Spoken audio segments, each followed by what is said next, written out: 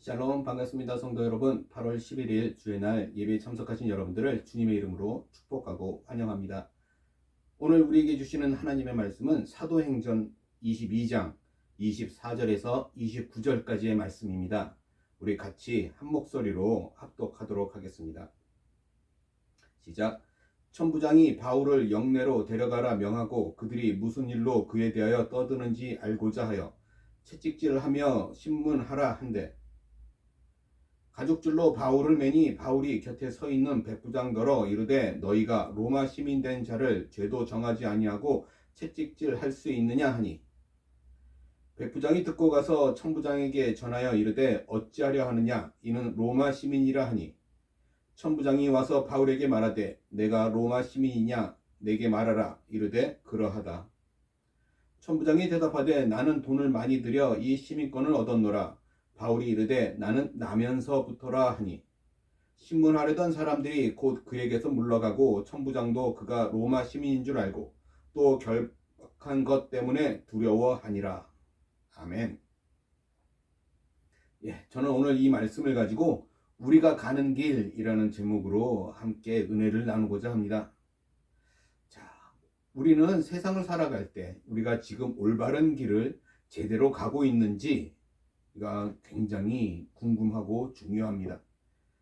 그래서 오늘 말씀의 제목처럼 우리 특히 신앙인들, 우리 크리스찬들이 가는 길이 어떤 길인지를 좀 제대로 알고 그 길을 올바로 갔으면 좋겠습니다. 그래서 오늘 이 사도 바울을 통해서 우리가 가고 있는 길을 제대로 알고 우리가 온전히 붙잡을 수 있기를 소원하면서 오늘 말씀을 한번 살펴보려고 합니다. 오늘 말씀의 배경은 바울이 로마 군인 영내에 갇히게 된 일에 대한 이야기입니다. 오늘 사도행전 21장에 보면 아시아로부터 온 유대인들이 무리를 충동하여 바울을 죽이려고 성전 바깥으로 잡아갑니다. 그들이 바울을 죽이려고 했던 큰 두 가지 이유가 있는데 거기서 첫 번째는 바울이 유대인과 율법과 성전을 더럽혔다라는 것, 비방했다라는 것이고, 두 번째는 이렇게 귀한 성전에 이방인들을 데리고 들어가서 이 거룩한 곳을 더럽혔다라고 하는 이유예요. 이 두 가지 이유로 이 유대인들이 바울을 죽이려고 성전 바깥으로 끌고 갔습니다. 당시 바울의 상황에서라면 바울은 이렇게 군중들에 의해서 죽었을 것입니다. 하지만 바울을 통해서 복음 전파 계획을 가지고 계신 하나님께서는 이 로마 군대의 천부장을 사용하셔서 바울을 살려주십니다. 그렇게 성에 큰 소란이 일어난 것을 듣고 예루살렘의 수비대 대장인 천부장이 바울을 잡아서 로마 군의 영내로 데리고 들어갑니다. 이 로마 군대의 이 천부장의 역할은 무엇이냐면 당시 예루살렘 지역의 치안과 평화를 유지해야 하는 것입니다. 그래서 그는 이런 소동의 원인이 된 바울을 잡아서 그 원인의 이유를 알고자 했다라는 것이죠. 그리고 오늘 본문 앞에서 보면 천부장에게 발언권을 얻어서 이 바울은 유대인들 무리 앞에서 자신이 기독교 복음을 전하는 이 증인이 된 이유에 대해서 설명하기 시작합니다. 자신은 가말리엘의 문화에서 율법의 엄한 교육을 받았고 오늘 그들 모든 사람들처럼 하나님에 대해 열심히 있었던 자라고 말합니다. 그러나 그 열심이 잘못 사용되었고 잘못된 지식 때문에 기독교인들을 탄압하고 기독교인들을 잡으러 다니는 역할을 했습니다. 그렇게 어느 날 기독교인들을 잡으러 다메섹으로 가던 그날 큰 빛으로 인해 그는 눈이 멀게 되었고 하나님께서는 경건한 한 사람을 통해서 그의 눈을 다시 뜨게 하십니다. 그리고 그에게 너가 보고 들은 것에 대해 증인이 될 것이다 라고 말씀해 주십니다. 바울을 향하신 이 주님의 뜻은 그를 이방인들의 사도로 삼는 것이었습니다. 유대인들은 그를 영접하지 않을 것입니다. 유대인들은 예수 그리스도를 거절하고 그의 사도들을 거절했습니다.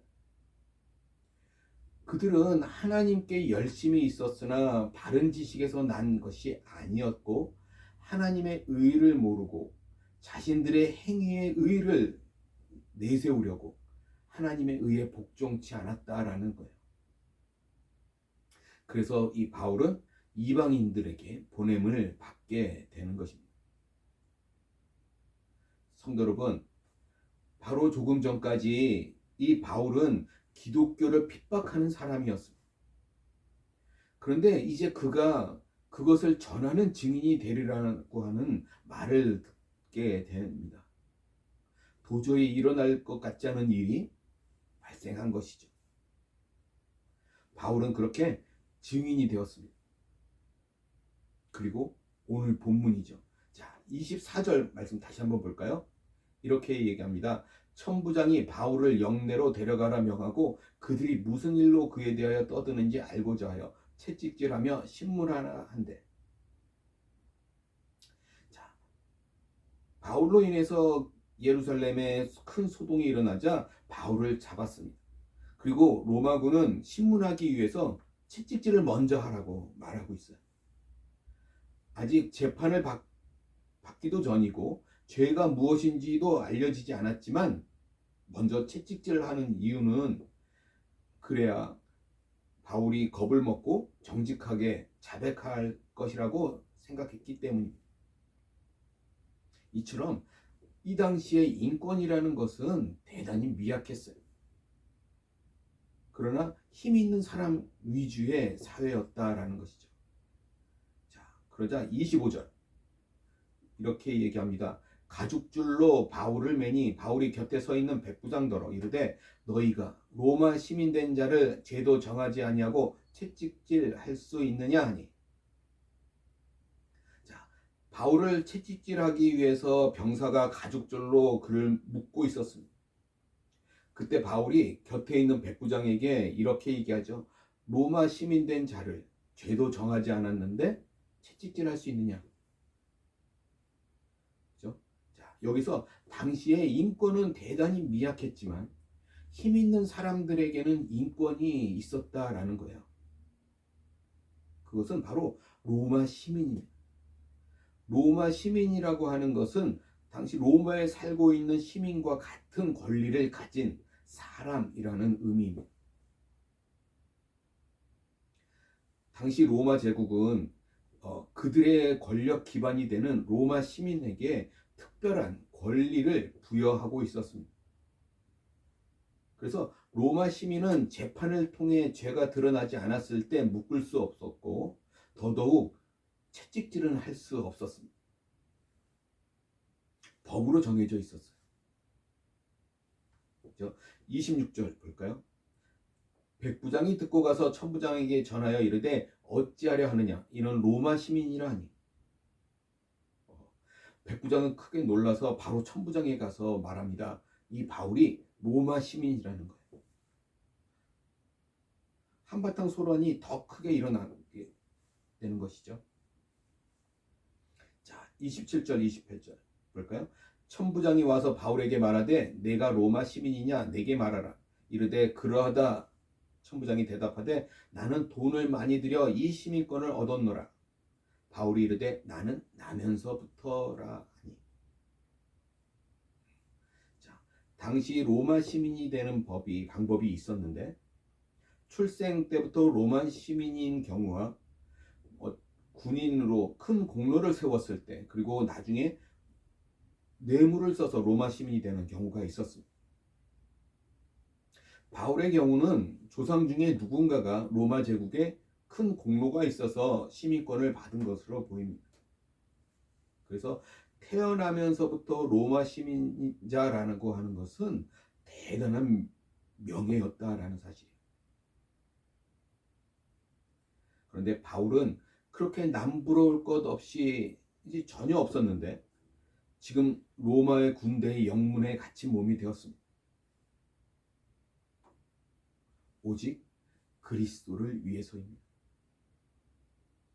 그는 편한 인생을 위해 기독교인이 되고 복음을 전한 것이 아니었다라는 거예요. 바울에게는 기독교인이 된다고 하는 것은 수많은 고생과 고난을 의미하는 것입니다. 지금이라도 기독교인이라는 것을 포기하면 더 편한 삶을 살 수 있어요. 그죠? 아니, 그것보다도 그냥 조용한 기독교인으로만 남아도 충분합니다.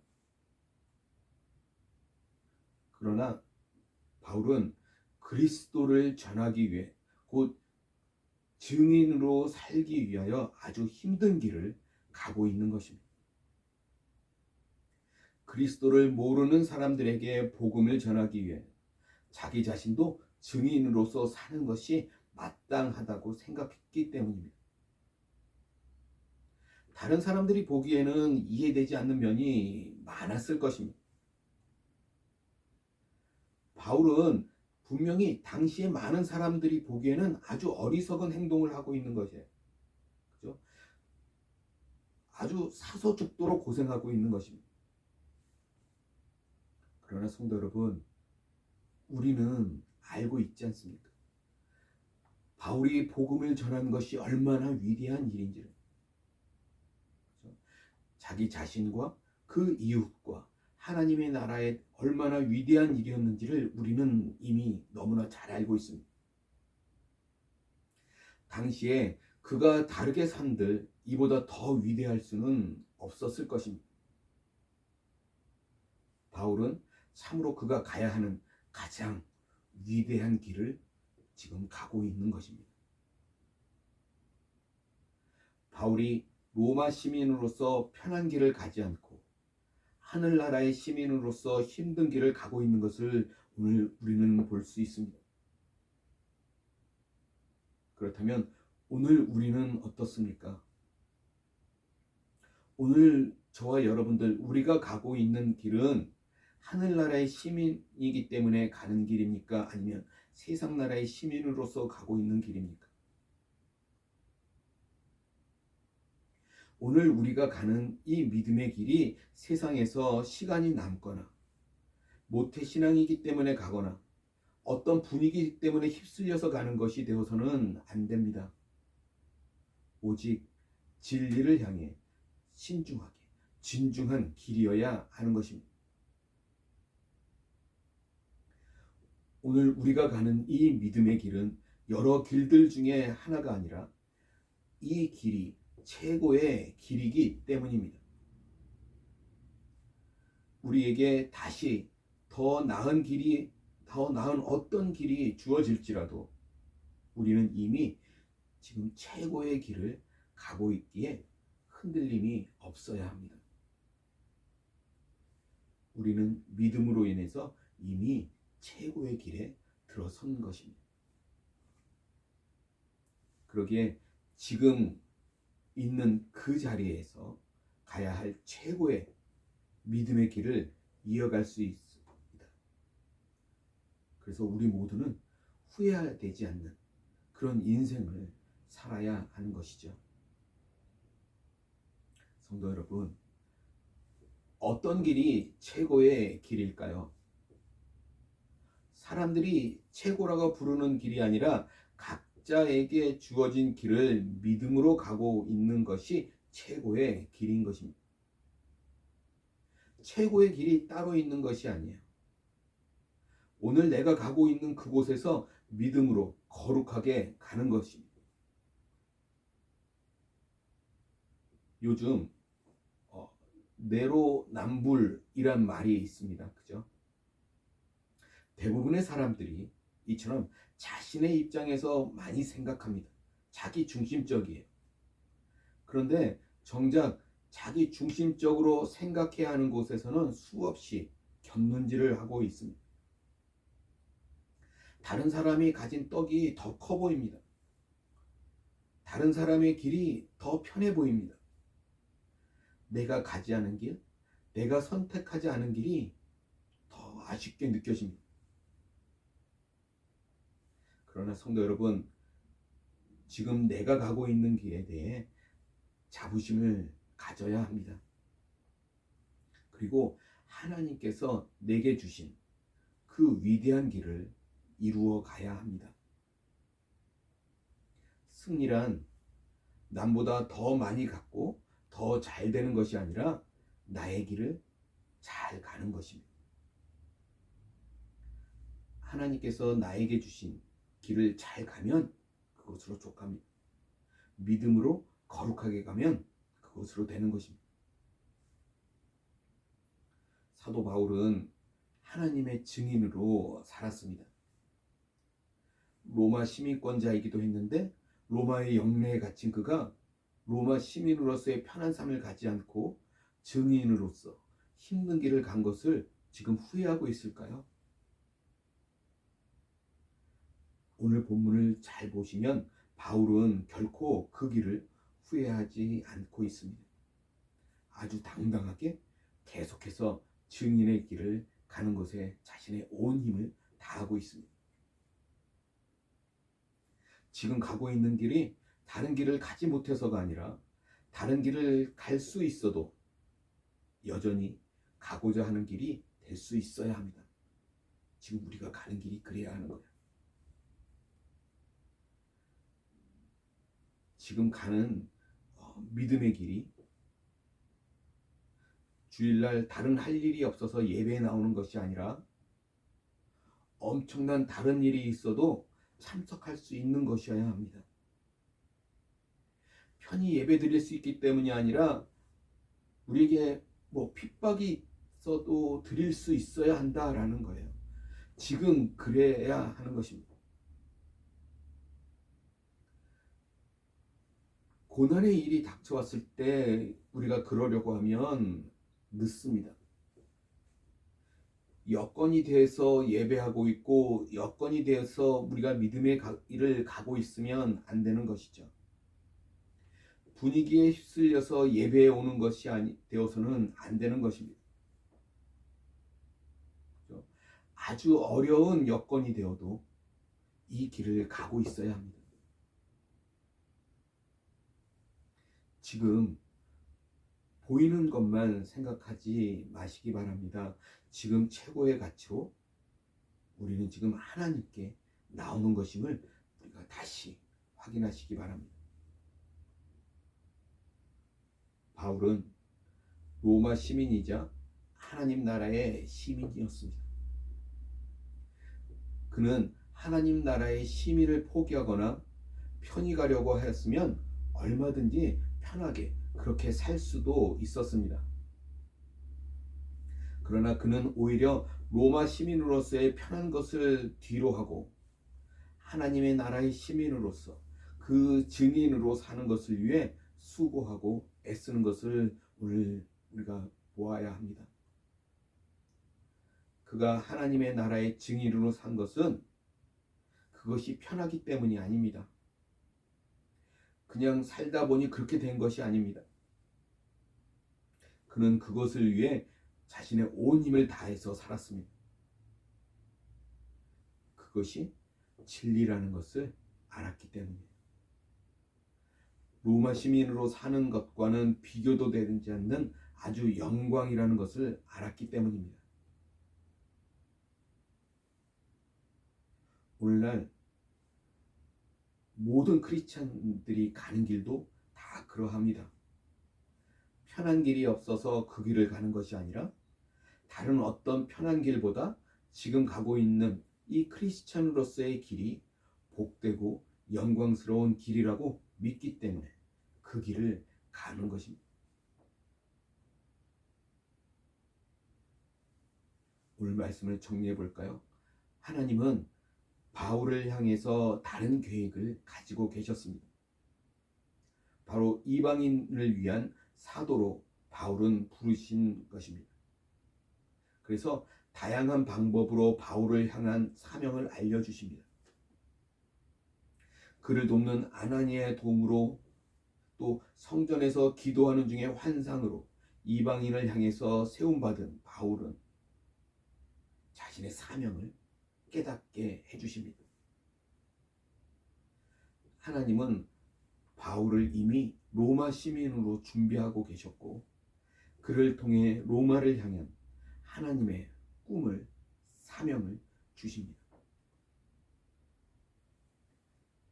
바울은 요즘 말로 편안한 금수저의 길을 갈 수 있었지만 오직 진리를 위해 힘들고 고달픈 증인의 삶을 살았습니다. 그가 그리스도의 증인이 되어 전해야 하는 진리가 참으로 귀하고 존귀하다는 것을 그는 깨달아 알았기 때문입니다. 겉보기에는 로마 시민권자로 편하게 사는 것이 더 좋아 보입니다. 그러나 바울은 기꺼이 예수님의 증인으로서 자신의 삶을 선택했고 그렇게 살았다라는 거예요. 증인으로서의 삶이 비교도 할 수 없을 정도로 당연히 귀하고 복된 삶이라는 것을 그는 확실히 믿었기 때문에 가능했습니다.